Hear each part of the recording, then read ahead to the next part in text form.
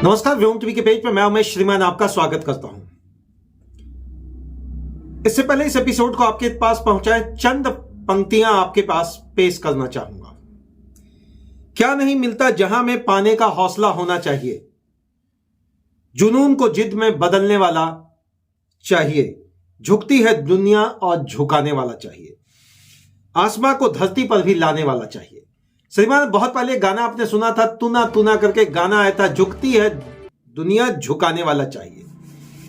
मुद्दा वहीं आकर टिक रहा है श्रीमान। जिस तरीके से 12 तारीख का एक चिट्ठी लागू किया गया था, दिया गया था सीसीएल को, जिसमें कहा गया था श्रीमान अवैध कब्जाधारियों को आप नोटिस भेजकर खाली करवाएं। मामला तब गरमाया जब ढोरी में एक क्वार्टर को लेकर जयराम महतो और प्रशासन के लोगों में तीखी बहस हुई। सीसीएल के अधिकारी, अब करना क्या था श्रीमान, वही जो हर जगह होता है, आंदोलन वाली बात आ गई और सीसीएल के अधिकारी के दिमाग में एक बात बैठ गया कि इस बार का जो चक्का जाम, जी हां 6 तारीख का जो चक्का जाम होने था, यह ऐतिहासिक कहीं ना हो जाए। यह ऐतिहासिक होने के पीछे का जरा सिस्टम को आप समझेंगे। जमीन हमारा, कोयला हमारा, खादान हमारा और हमारे लोग भूखे, यह कहना था झारखंड के मूलवासी, आदिवासी, यहां के समर्थक, यहां के जन समर्थक के, खासकर जेल कैंप के समर्थन के जुड़े हुए लोग।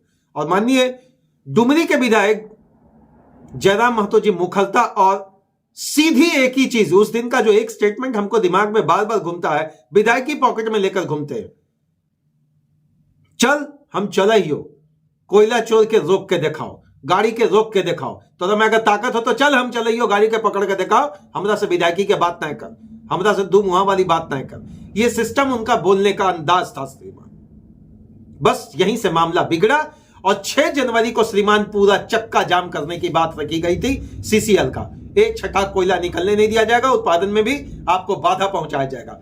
श्रीमान, एक चीज है, संवैधानिक संरचनाओं के अंतर्गत की जब आप बात करेंगे तो मेरा एक स्पष्ट तरीका जानना होता है। क्या जब तक हम आंदोलन नहीं करेंगे हक नहीं मिलेगा क्या? या कोई भी नेता जब आवाज नहीं उठाएगा तो आम आदमी को हक नहीं मिलेगा क्या? क्या आपको नहीं लगता कि आपके क्वार्टर के अवैध अंतर्गत अवैध कब्जाधारी हैं? ये मैं नहीं कह रहा, ये आंकड़े कह रहे हैं। अगर आंकड़े माननीय विधायक रख रहे हैं, अगर वो गलत है तो उन पर कार्रवाई होनी चाहिए, और नहीं तो उनका स्पष्टीकरण, मैंने बताया था, एक क्वार्टर घाव बन गया। जी हां श्रीमान, स्पष्ट एक क्वार्टर घाव बन गया। यूं तो देखा जाता है विधायक को, सांसद को, उनके समर्थक को सैकड़ों क्वार्टर इशू कर दिए जाते हैं। अब इशू करें या अनऑथराइज्ड करके, लेकिन इतना तय है कि लोग रहते हैं। अब एक क्वार्टर क्या था श्रीमान, जेल कैंप के भी समर्थक को दे देते, जयराम महतो जी को भी दे देते, उनके नाम पे भी आवंटित कर देते, बन गया ना घाव। अब चक्का जाम वाली बात जब हुई तो 6 तारीख को चक्का जाम स्थगित करने के पीछे का मूल उद्देश्य क्या था? माननीय मुख्यमंत्री का बड़ा कार्यक्रम था, मैया योजना, 2500 रुपये खाते में ट्रांसफर। कुछ महिलाओं का तो कहना है कि 2-2 महीने का आ गया। गदगद मिजाज भैया, 2500 रुपया वाला आफत पहुंचाए हुए है सभी पार्टी को, और 2029 में भी पहुंचाएगा। अगर श्रीमान किसी कारण बस नहीं हुआ तब तो जेएमएम के खाते में, महागठबंधन के खाते में क्या कुछ मिलेगा 2029 का चुनाव में, उसी टाइम बात करेंगे।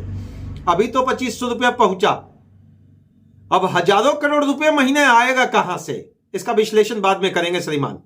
हर प्रमंडल में कितना कितना गया, इसका भी विश्लेषण आपको बाद में करेंगे। लेकिन अभी जो बात आकर टिका कि सीसीएल प्रबंधन ने श्रीमान आज 7 तारीख का नाम लेकर एक बात रखा कि हम आपसे बात करेंगे 12 बजे के बाद। अब 12 बजे के बाद का क्या कुछ ट्यूनिंग है, अभी तक हम लोगों के पास इसकी वास्तविक स्थिति नहीं जानकारी है, लेकिन इतना ही काफी था कि झुकती है दुनिया झुकाने वाला चाहिए। अवैध कब्जाधारी अगर एक क्वार्टर के अंतर्गत एक पानी का कनेक्शन, एक बिजली का कनेक्शन या एक क्वार्टर आप लेकर रखते हैं तो कितना नुकसान हो रहा है कोल इंडिया को। आप बोलेंगे आपको क्या पड़ा हुआ श्रीमान? बिल्कुल हमको कुछ नहीं पड़ा हुआ, हम तो यही बात आपको कह रहे हैं कि जिन लोगों के हाथ में कब्जा, उनका मोटी रकम की कमाई महीनों उगाही कर रहे हैं, वो लोग उगाही कर रहे हैं श्रीमान। और विस्थापन की नीति का आपके पास फुर्सत नहीं है, विस्थापन की नीति के लिए आपके पास कोई समय नहीं है, उसके लिए आइडेंटिफाई करके एक प्रॉपर एजेंडा क्रिएट करने का सिर्फ समय नहीं है। लेकिन बात वही होती है ना, जब आपको लगा कि अब नुकसान होगा, चक्का जाम की बात आएगी, और 6 तारीख को अगर कार्यक्रम फेल हुआ माननीय मुख्यमंत्री जी का, अगर लाखों की तादाद में महिलाएं नहीं पहुंच पाएंगी तो श्रीमान एक्शन कुछ दूसरा होगा। इसी से बचने के लिए एक बेहतर तरीका अपनाया गया कमेटी के द्वारा, और कमेटी मतलब सीसीएल के प्रबंधन के द्वारा, लगा कि चलो अब बात करना चाहिए।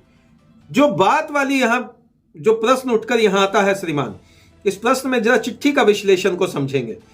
आपके द्वारा दिए गए दिनांक 12/12 के आलोक के वार्ता के संबंध में श्रीमान, अतः आपसे निवेदन करते हैं आप इस बैठक में भाग लेकर इसे सफल बनाए। श्रीमान अब तो बुलाए हैं तो हम जाएंगे ही, अब तो बुलाए हैं तो बात होगा ही। आप बुलाए हैं तो समर्थकों के साथ तो माननीय विधायक जयराम महतो जी भी पहुंचेंगे और यह जानने की कोशिश करेंगे वास्तविक अवैध कब्जाधारियों की क्या संख्या है, और यह बताएंगे भी।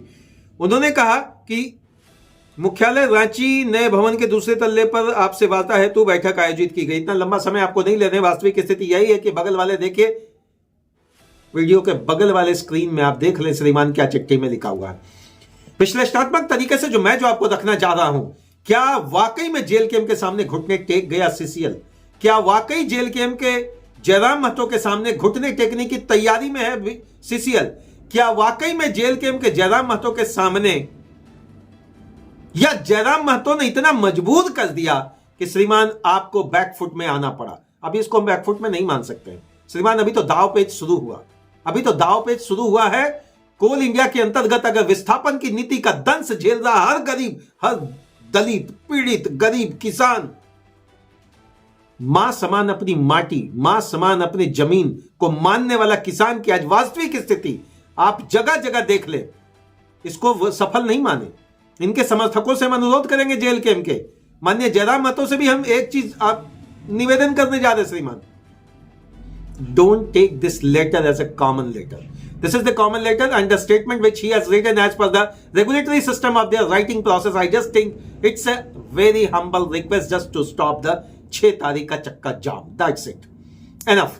Because this is the manipulating process of the administration and what they are doing, it is unable to recognize. It is very easy to recognize भाई साहब. It's very easy to recognize कि बस 6 तारीख का स्थगन करना था, और इसीलिए क्या आपको लगता है वास्तविक स्थिति कि अवैध जितने भी कब्जाधारी हैं क्वार्टरों के अंतर्गत, उसको लेकर एक विशेष पहल की जाएगी? क्या एक विशेष पहल के द्वारा एक नया समीकरण बनाया जाएगा? क्या उन्हें नोटिस भेजा जाएगा? क्या पुलिस या उनके निजी सीआई से प्रबंधन के द्वारा मिलकर क्या सीसीएल इसको खाली करवाएगी? इतना आसान नहीं है।